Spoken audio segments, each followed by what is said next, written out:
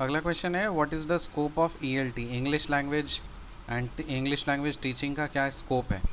Scope of language learning English comes to our help in drafting technically correct letters, reports और minutes of a meeting.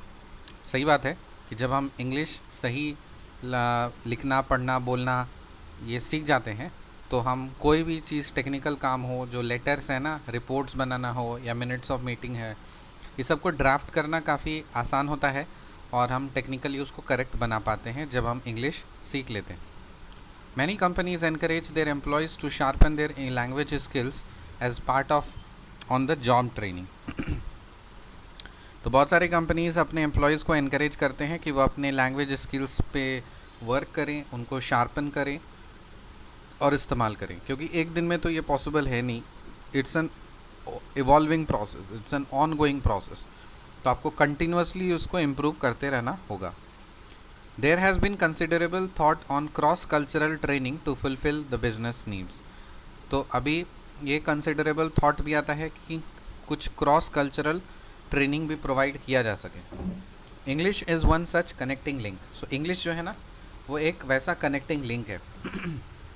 मान लीजिए China के साथ में आपका डीलिंग है, अब तो आपको तो चाइनीज़ नहीं आती, अब चाइनीज़ वाले को आपको हिंदी नहीं आती, चाइनीज़ वाले को तो हिंदी नहीं आती, लेकिन इंग्लिश कॉमन लैंग्वेज है। चाइनीज़ जो है वो भी इंग्लिश बोलेंगे, आप भी इंग्लिश बोलोगे, तो फिर लैंग्वेज समझ पाएंगे, ठीक है ना। It still runs ahead in its race to acquire global supremacy. Of course side से बात है, पूरा ग्लोबल सुप्रीमेसी को अक्वायर करने के लिए English is the language. We are often taught English in schools and institutes over the web, via interactive television and the like. Often learners of English language are made to memorize grammatical rules and nuances. This approach is nothing but rote learning, as a consequence of which a learner might score high grades but is likely to get tight-lipped in uncanny situations. There is a growing need to emerge with more creative methodologies that would empower a learner.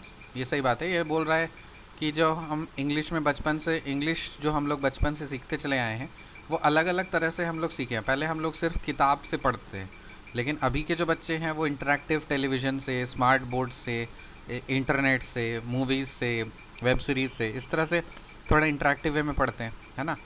साथ ही साथ हम लोगों को जो grammatical rules बताया गया वो memorise करने के लिए बताया गया, तो वो ग्रेड्स लाने के लिए तो अच्छा है कि हाँ आपने ग्रामेटिकल रूल्स आपने लगा दिए और आपको स्कोर काफ़ी आ गए। लेकिन वही अगर प्रैक्टिकल सिनेरियो में हमको सिर्फ अप्लाई करना नहीं आया, उसको अनकैनी सिचुएशंस बोलते हैं, तो फिर दिक्कत हो जाएगी।